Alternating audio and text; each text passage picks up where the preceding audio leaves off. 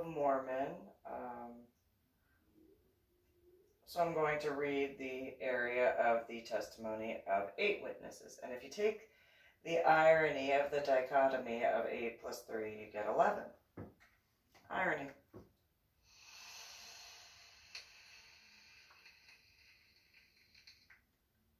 Or 2. So, be it known unto all nations, kindreds, tongues, and people, unto whom this work shall come, that Joseph Smith, technically Reverend Joseph Smith, but June, the translator of this work, has shown us the plates of which hath been spoken, which have the appearance of gold, as many of the leaves as said Smith has translated, we did handle with our own hands, and we also saw the engravings thereon, all of which has the appearance of ancient work and of curious workmanship. And this we bear record with the words of soberness that the said Smith had shown unto us, for we have seen and hefted, and know of a surety that the said Smith had gotten the plates of which had been spoken. And we give our names unto the world to witness unto the world that which we have seen, and we lie not, God bearing witness of it. Christian Whittemer, Jacob Whittemer, Peter Whittemer, June, John Whittemer, Hiram Page, Joseph Smith, Senior or Senator, Hiram Smith, Samuel H. Smith. So in that regard, appearance of gold, well, there's the portion of that tattoo. The leaves, well, I have a bunch of tattoos that have different leaves. I'm just joking. I mean, realistically I do, but nonetheless. And then curious, well, I actually did write the Curious Children book series. There's some aspects you could joke about that. And then I did send a bunch of my first books that I wrote to Sam Lewis, not Sam Smith, but Lewis is similar to Smith in certain regards. And then a whole bunch of news stations, and even the current president of the United States of America before he became president. Yeah, I did. Among a few others. Although also in the aspects of people from New Jersey.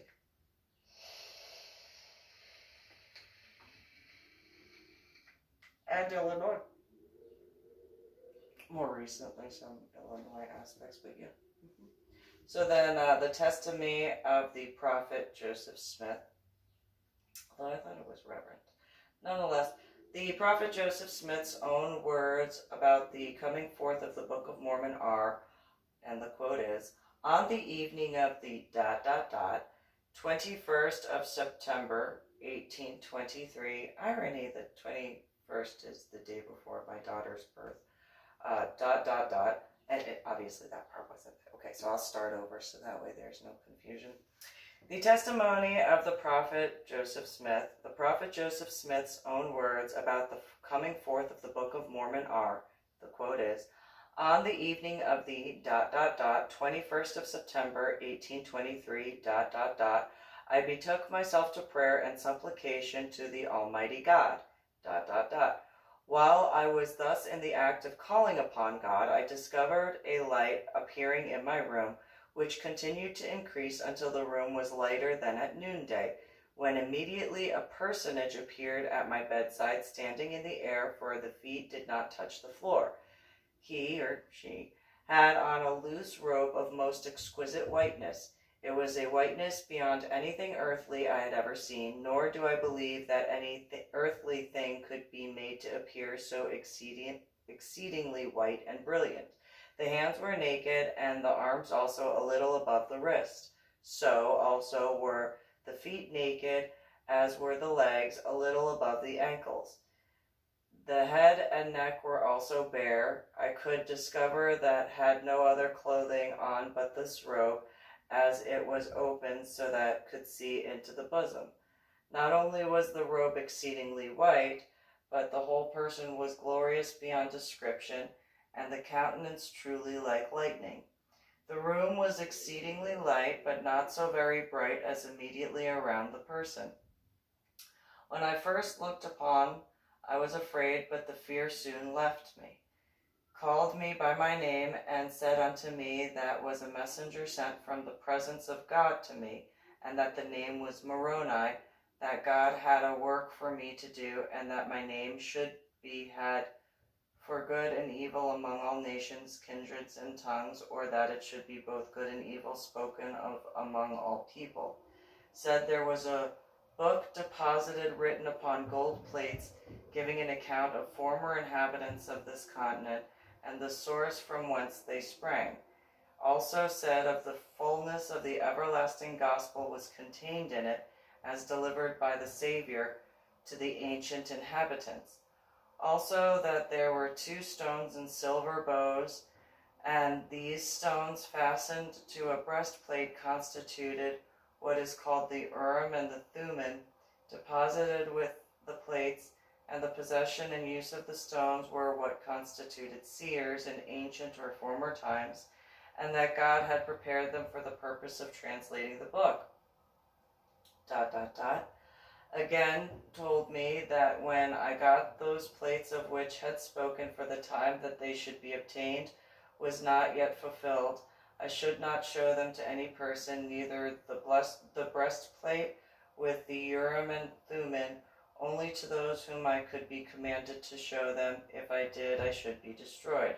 While was conversing with me about the plates, the vision was opened to my mind, that I could see the place where the plates were deposited, and that so clearly and distinctly that I knew the place again when I visited it. After this communication, I saw the light in the room begin to gather immediately around the person who had been speaking to me, and it continued to do so until the room was again left dark except just around, when instantly I saw, as it were, a conduit open right up into heaven, and ascended till entirely disappeared, and the room was left as it had been before this heavenly light had made its appearance. I lay musing on the singularity of the scene, and marveling greatly at what had been told to me by this extraordinary messenger, when in the midst of my meditation I suddenly discovered that my room was again beginning to get lighted, and in an instant, as it were, the same heavenly messenger was again by my bedside, commenced and again related the very same things which had done at the first visit, without the least variation, which having done informed me of the great judgments which were coming upon the earth with great desolation by famine, sword, and pestilence, and that the grievous judgments would come on the earth in this generation. Having related these things, again ascended as had done before. By this time so deep were the impressions made on my mind that the sleep had fled from my eyes, and I lay overwhelmed in astonishment at what I had both seen and heard. But what was my surprise when again I beheld the same messenger at my bedside, and heard rehearse or repeat over again to me the same things as before, and added a caution to me, telling me that Satan would try to tempt me in consequence of the indigent circumstances of my father's family, to get the plates for the purpose of getting rich. This he forbade me, saying that I must have no other object in view, getting the plates, but to glorify God, and must not be influenced by any other motive than that of the building of his kingdom, otherwise I could not get them.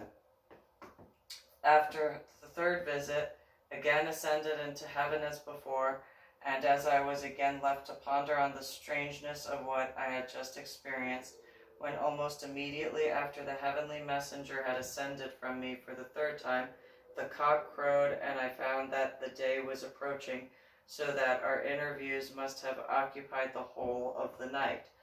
I shortly arose from my bed, and as usual went to the necessary labors of the day, but in attempting to work as at other times, I found my strength so exhausted as to render me entirely unable. My father, who was laboring along with me, discovered something to be wrong with me, and told me to go home. I started with the intention of going to the house, but in attempting to cross the fence out of the field where we were, my strength entirely failed me, and I fell helpless on the ground, and for a time was quite unconscious of anything. The first thing that I can recollect was a voice speaking unto me, calling me by my name. I looked up and beheld the same messenger standing over my head, surrounded by light as before. Then again related unto me that all had related to me in the previous night, and commanded me to go to my father and tell him of the vision and commandments which I had received. I obeyed. I returned to my father in the field, and rehearsed the whole matter to him. Replied to me that it was of God, and told me to go and do as commanded by the messenger. I left the field and went to the place where the messenger had told me the plates were deposited, and owing to the distinctness of the vision which I had concerning it, I knew the place the instant I had arrived there. Convenient to the village of Manchester, Ontario County, New York, stands a hill of considerable size, and the most elevated of any in the neighborhood.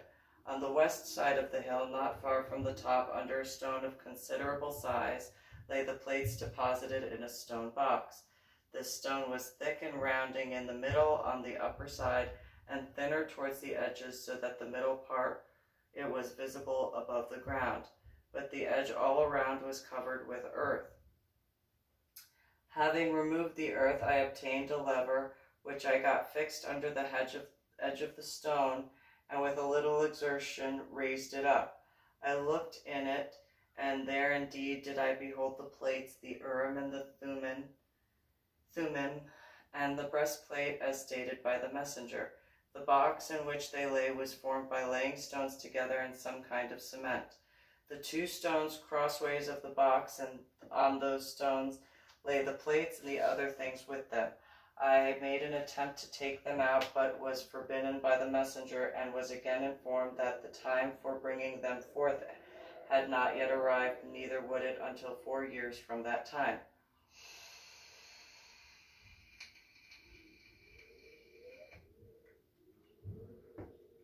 But told me that I should come to that place precisely in 1 year from that time, and that would meet there with me, and that I should continue to do so until the time should come for obtaining the plates.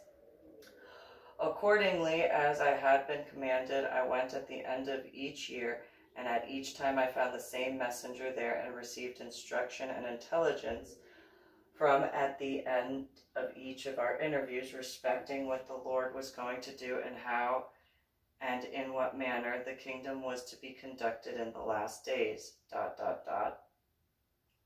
At the length the time arrived for obtaining the plates, the Urim and the Thummim, and the breastplate.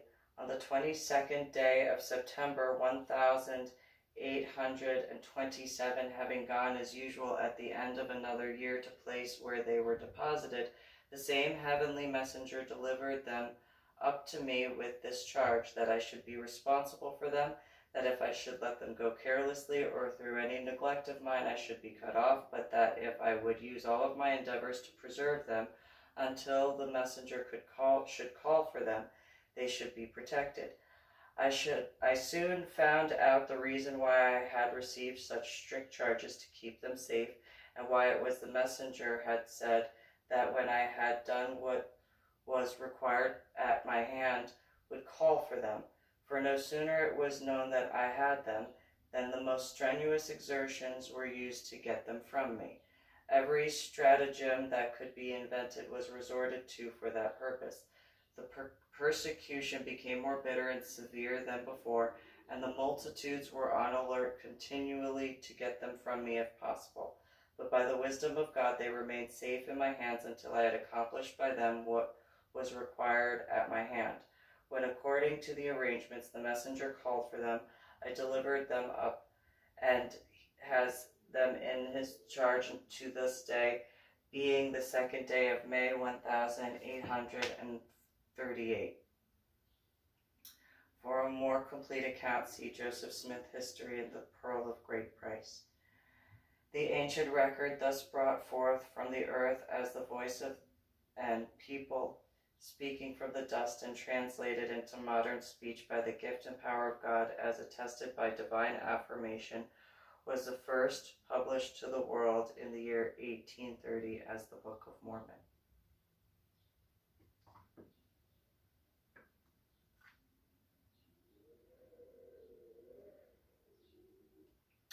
Well, how have you been treating President of the United States of America and the First Family?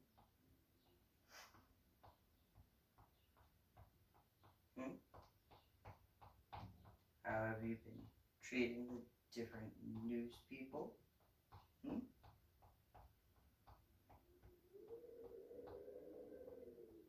The irony of that dichotomy of the room lighter than at noonday is there was a location when I went to go to get one of my Medal of Honor recipients, and when I arrived it was like 8 o'clock in the morning, and that area was too dark. I was like, nope, I'll go to the location next door in Portland. Got that Medal of Honor recipient, the light aspect, irony of Ray, and then there's that image that Ray had taken, Ray Donovan, and then Casey Romansky.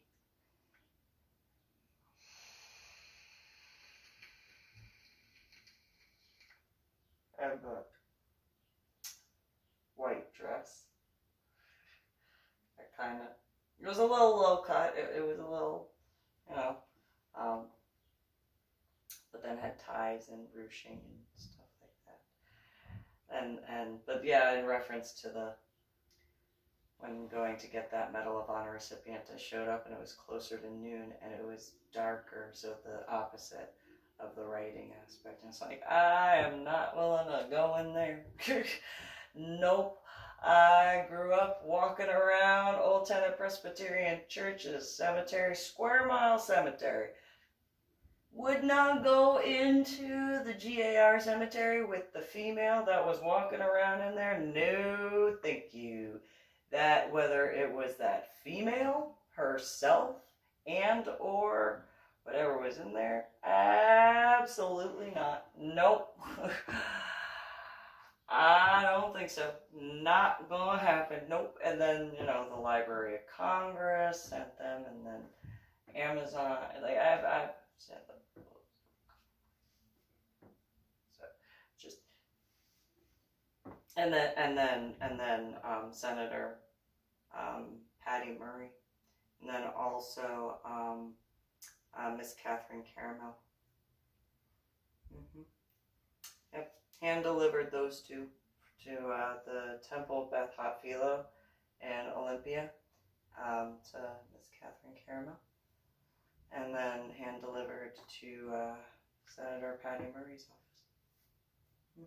Yep, and there was at Senator Murray's office, on my way out, there was a soldier with his dad in uniform. And thank you for your service. as I do. And kind of an odd dichotomy in this regard. I don't remember what color shirt I was wearing though. I don't know if that matters by technicality. And so, and then, I like to wear corsets, so corsets kind of look like breastplates.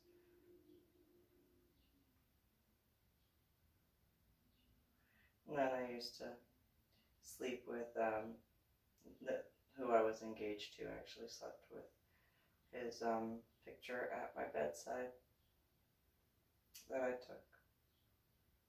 And it's weird because that particular individual, one day, he was like, so where'd you go scuba diving today? And I go scuba diving where I go scuba diving.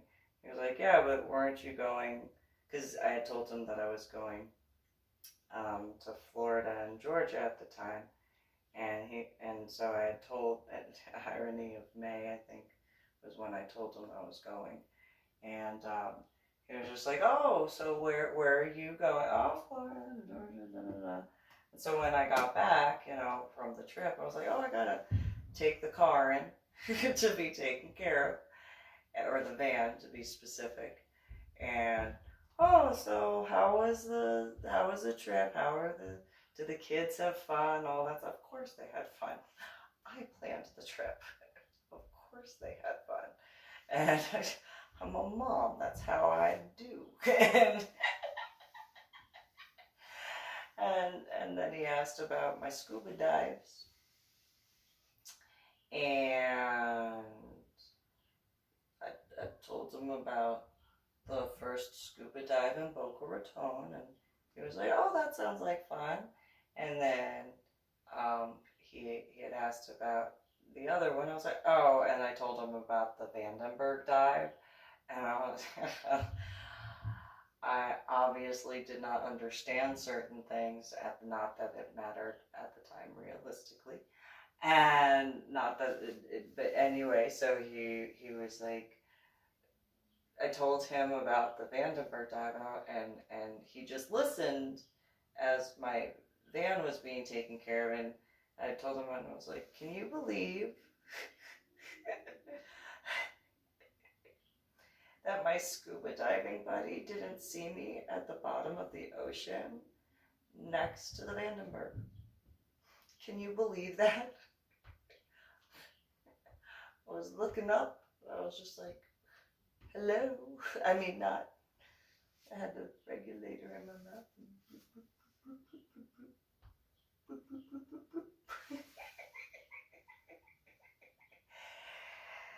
And then that guy was like, so did I ever tell you that I'm Christian? And I was like, cool. What does that mean? Like, I don't understand. I kind of get it now. And he was like, I'm Christian. And I'm like, cool. And he goes, I go to a cowboy church. Okay. I do. I go to a cowboy church. Oh, okay. I didn't know there were cowboy churches. Do you mean like football? And he was just like, well, I kind of like football. And I was like, okay. Just weird. Anyway, so yeah.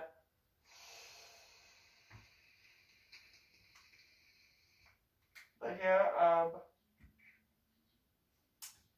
and then it's kind of weird because if his dad is in the government area, that might be, that's kind of interesting. I had no idea. I was just told he worked in the government, and in the state of Texas, there's a lot of people who work in the government. Not trying to be rude. And then, my biological sister's husband, or if they're still married,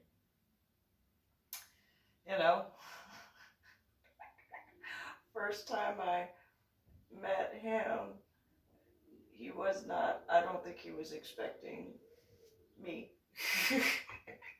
at all whatsoever. I don't think so. I have a feeling he really wasn't expecting me to be me. And so, if he had the vision that,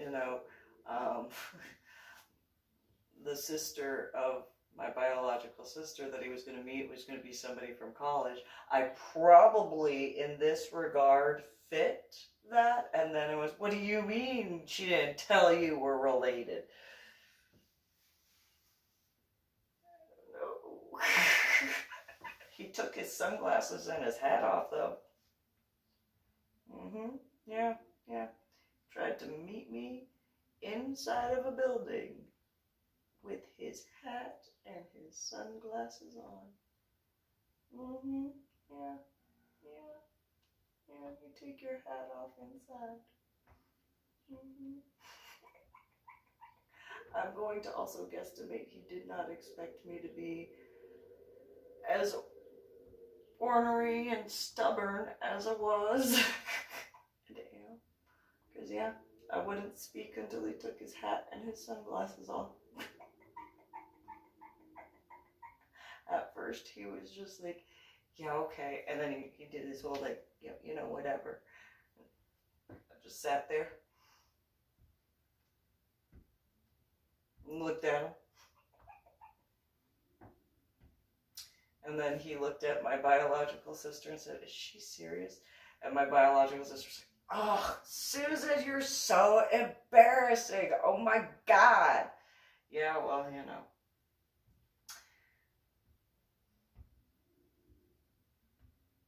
And then he finally took his hat and his sunglasses off, and then I started speaking with him. And then he asked, you know, well, who are you? I'm biological sister.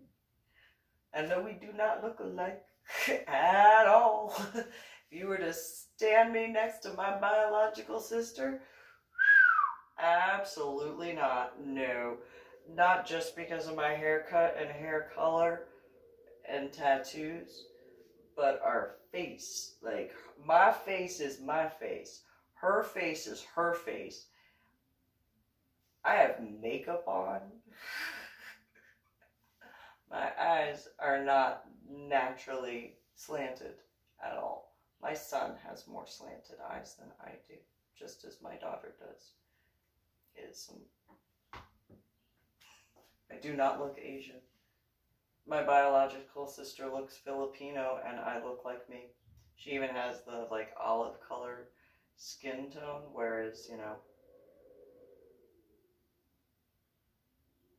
I do not.